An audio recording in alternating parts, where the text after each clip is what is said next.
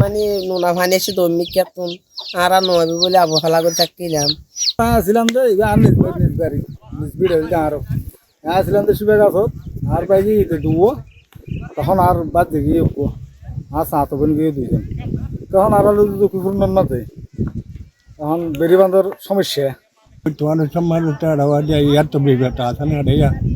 Tahan apa tuan mal jadi mana baik dia yang gucin mana ada ke dia ada dodong.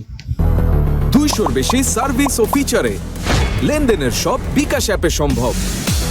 আর গেল চার দিয়ে হলো দরজন 15 জন এক দুঃখের ব্যবহারের আর তো ইয়ান মেন কি 90 tono maze yen dia hara rahiya to ekko poribar to 30 জন হবেন গিয়ে তারপর আর মাধ্যমে গিয়ে আর কোনকে ইনকেতে হুঁজো একটু বাই করে আসছে ইয়া তেন্দি গ্যাসিল বলক আসছিল বলক বুড়ে আসছিল দমিকে তো সেটা এখন তো বলকের ইয়াদ নাই 1991 সালের 29 এপ্রিল আমার মনে হয় কয়েক শতাব্দীর মধ্যে সবচেয়ে প্রলয়ঙ্কারী ঘূর্ণিঝড়ের বড় ক্ষয়ক্ষতির একটি ঘূর্ণিঝড়।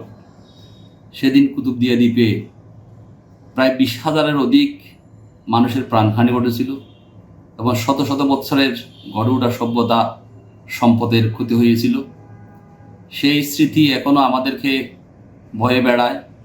আমাদের নিকট আত্মীয়দের মধ্যে যারা সেদিন বেঁচে ছিল 29 তারিখের আগে 28 তারিখ পর্যন্ত, 29 তারিখের পরে তাদেরকে আমরা আর খুঁজে পাইনি। সেই ভয়াবহ স্মৃতিকে সামনে রেখে আমরা উপকূলের মানুষের উন্নয়নের জন্য উপকূলীয় উন্নয়ন ফাউন্ডেশন একটি সংগঠন, বিশিষ্ট বিজ্ঞানী, সাংবাদিক, সমাজসেবক, সমাজহিতৈষী মানুষদের নিয়ে গঠিত হয়েছিল। আমরা তারপর থেকেই উপকূলীয় উন্নয়ন ফাউন্ডেশনের ব্যানারে বাংলাদেশের রাষ্ট্রপ্রধানের, সরকার প্রধানের কাছে বিভিন্ন সময় উপকূলের মানুষের যে ক্ষতি, ঘূর্ণিঝড় প্রবণ এলাকাগুলোতে যে ক্ষতি হয় সেটা থেকে বাঁচার জন্য অনেকগুলো দাবি আমরা তুলে ধরেছি। প্রতি বছর 29 এপ্রিল আসলে আমরা এই দাবিগুলোর সামনে নিয়ে সরকারের কাছে আমরা বিভিন্নভাবেই সেমিনার, সিম্পোজিয়াম এবং সভা সমিতির মাধ্যমে আমরা দাবিগুলো তুলে ধরে থাকি। ইতিমধ্যে কিছু দাবি বাস্তবায়িত হয়েছে বিগত সরকারগুলোর মাধ্যমে। উপকূলের মানুষের যে যারা ওখানে সরকারি কর্মচারীরা, কর্মকর্তারা চাকরি করেন, ঝুঁকি নিয়ে তাদের জন্য যে দ্বীপ ভাতা সেটা প্রচলন হয়েছে।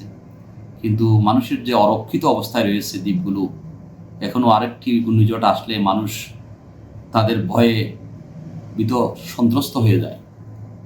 আমাদের মাতারবাড়ি সহ বিভিন্ন উপকূলীয় এলাকায় ভাঙনের প্রবণতা সেগুলো পানি উন্নয়ন বোর্ড সহ মাধ্যমে এটাকে সংস্কার করা, যাতে বর্ষাকালীন সময়ে সেখানে পর্যাপ্ত প্রোটেকশনের আগে থেকে প্রস্তুতি আমরা গ্রহণ করতে পারি, সে ব্যাপারে সরকারি নির্দেশনা আছে। 1991 সালের 29 এপ্রিল একটা প্রলয়ঙ্করী ঘূর্ণিঝড়। এই ঘূর্ণিঝড়ে আমাদের এই উপকূলীয় অঞ্চলের লক্ষ লক্ষ মানুষের প্রাণহানি ঘটে। সে সময় আমরা যা দেখেছি, আমাদের অরক্ষিত বেড়িবাঁধের কারণেই সেই ঘূর্ণিঝড়ের যে ক্ষয়ক্ষতি সেটা ব্যাপকভাবে হয়েছিল। তো আমরা সেই থেকে 33-34 বছর পার হলেও আমরা এখনও টেকসই বেড়িবাঁধের কোনো প্রেক্ষাপট তৈরি হয়েছে বলে মনে করি না। প্রতি বছর যখন বর্ষা মৌসুম আসে, এই অবস্থায় কিছু জিওব্যাগ দিয়ে আমাদের বেড়িবাঁধটা রক্ষা করার চেষ্টা করা হয়, কিন্তু সেটা আমাদের এই উপকূল রক্ষার জন্য পর্যাপ্ত নয়।